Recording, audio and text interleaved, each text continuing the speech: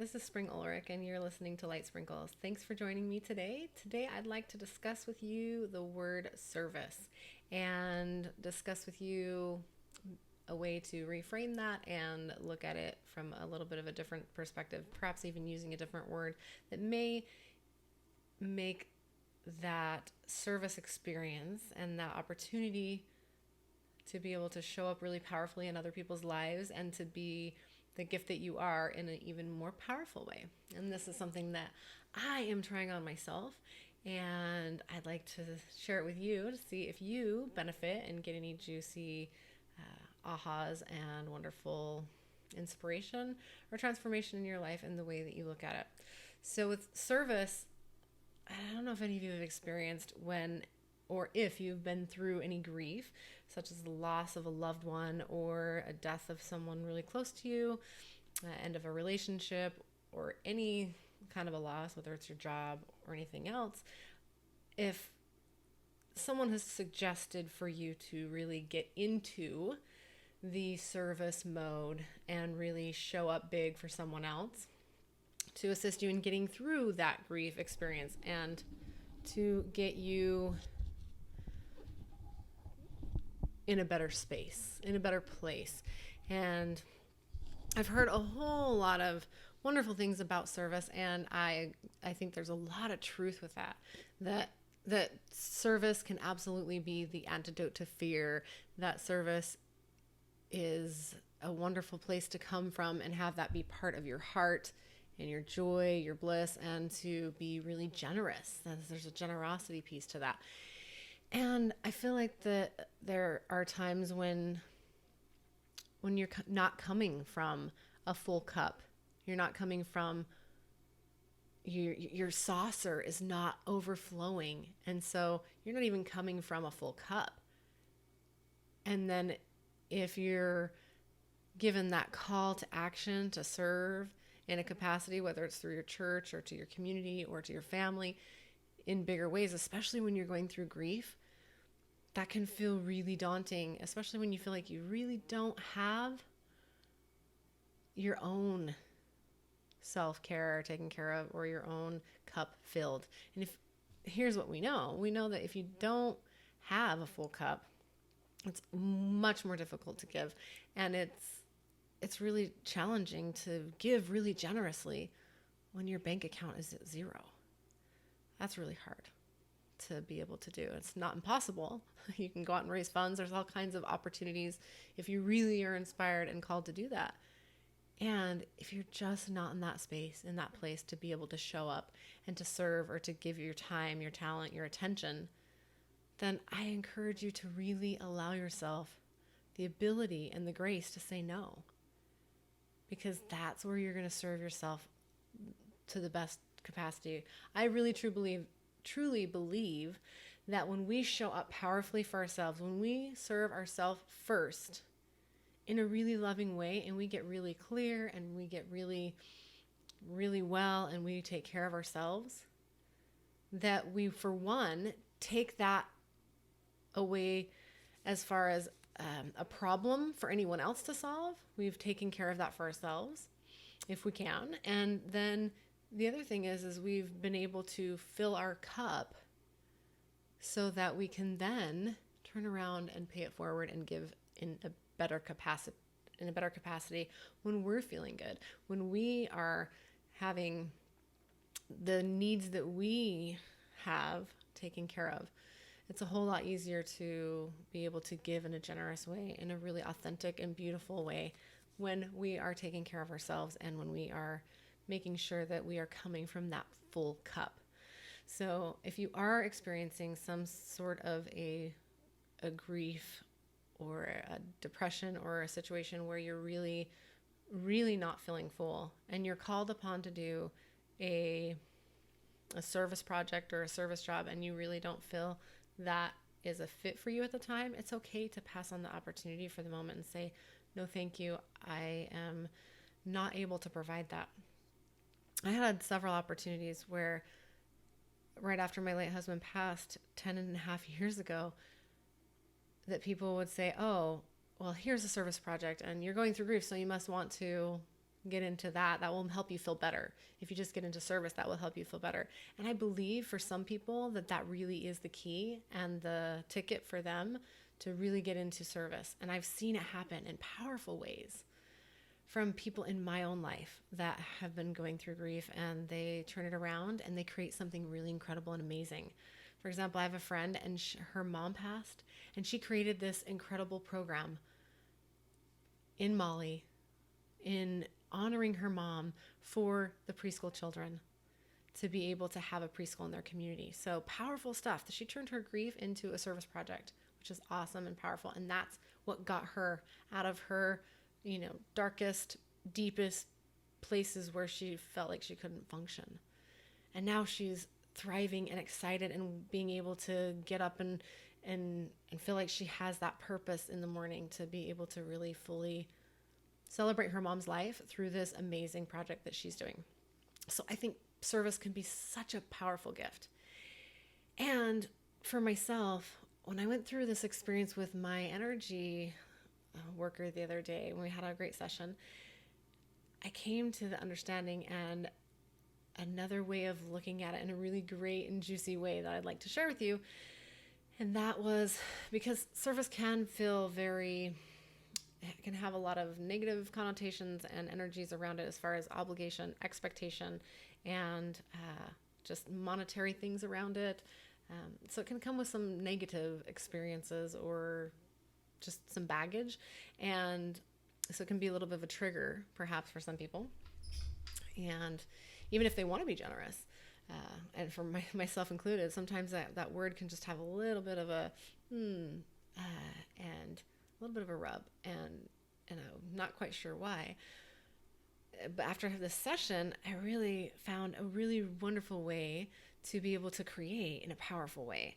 So I'm taking on the mantra of what magic, the mantra is, what magic can I create that someone else can tap into? So that feels really juicy and really good to me. What magic can I tap into? What magic can I create that someone else can tap into? So instead of coming from the service or this feeling of I'm giving, it feels like I'm coming from an authentic place. It feels like when I say, what magic can I create today that someone else can utilize, that someone else can tap into, that someone else can benefit from, feels so clean and clear and so good, with no strings attached and no negative energy attached to it for me. So if that's something that has ever felt like a little bit of an underlying rub for just the word service, to be at service or serving people, or to be, a servant, all of those words can have a little bit of that negative connotation in the root word. So for me, just taking on that different perspective of, and like I said, it's not that I don't want to be generous. I absolutely want to be generous, and I absolutely want to show up big and powerfully for people and serve. That's what I'm doing here, as I want to be able to serve. I want to serve powerfully, and I want to be able to do so in a way that I get out of the way, and I'm allowing myself to really, truly create my heart's desire, my heart's passion, and to be fully in alignment with my highest self in doing so. So just those words are powerful. And so I really enjoy, what magic can I create that someone else can tap into, that someone else can benefit from, or be inspired by? What magic can you create today that someone else can tap into, that someone else can be inspired by, or that someone else could utilize? What magic, what gifts can you share? So try that on and see if that lightens the load, lightens any burden that might be attached to being brilliant, to showing up, to sharing your gifts, to creating that project, to getting to that dream. Instead of the feelings of I should be or I have to be doing this, that it's I get to and I can. And I get to share this magic, this gift that I have, this creative genius, and this thing inside me that I really want to share with the world. And what I know about service and what I know about creating something or create an experience. I love creating experiences for people. I feel like that's one of my gifts, is to be able to create an experience, whether it's in a photographic session and creating that experience for the family and to have it be something really fun and enjoyable, or if it's to create in interior design for my vacation rentals, to be able to create for my children fun and juicy experiences during homeschool or the day, or just a really fun way to play, or if it's in my garden, or perhaps it's going to be, what magic can I create in the kitchen, and what kind of beautiful food can I display and put in front of my family to eat this meal, that they can tap into, the nourishment of the beauty that I've created, not only in the food, but the way that it looks upon the table. And what kind of an experience can I create during the dinner time, where I can set the tone, set the intention, ask questions, get the conversation going, and really try to connect each day during a mealtime. What kind of an experience, what kind of magic can I create today, in this moment, in this now, to increase my own life, to increase everyone else's life? And what I do know about creating experiences and creating magic and serving in that kind of a capacity is that it comes back. And that's why there's such a big recommendation for people to utilize service, utilize sharing your gifts, showing up and being about generosity and giving to other people, is because you get it back. To only be someone who gives can actually be a very selfish tactic to be in, because it may look on the outside that you're super generous, but if you don't allow people to give to you and you don't experience the other end of the token, then that can be very selfish, because you're denying someone the ability to have the gift of that feeling that you get in the generosity of giving. So maybe even try that on. What can I give today? Who can I give to? If you have a problem with the word of service, or if you have the problem with the word magic, what kind of magic can I create? What kind of a gift can I give? How generous can I be today? What good can I put into the world? How can I make someone's heart glad today? When we ask those kind of powerful questions, then we can't help but have our own energy raised and our own vibration raised, and we get out of that mode of just thinking about ourselves and our own problems, and thinking about how we can shift someone else's experience and bring them more joy or bring them more happiness. And then ours absolutely increases as well. When we increase someone else's happiness, it increases ours. And a lot of times that is the best gift that you can ever receive, is to be able to be the giver. So if someone's not allowing someone to give to them, they're robbing the giver of the opportunity to receive the gift of giving. So that's what I mean by, if someone's constantly giving and they have a hard time receiving, that's what they're doing. They're robbing the person who wants to give to them the ability to actually receive the gift of giving.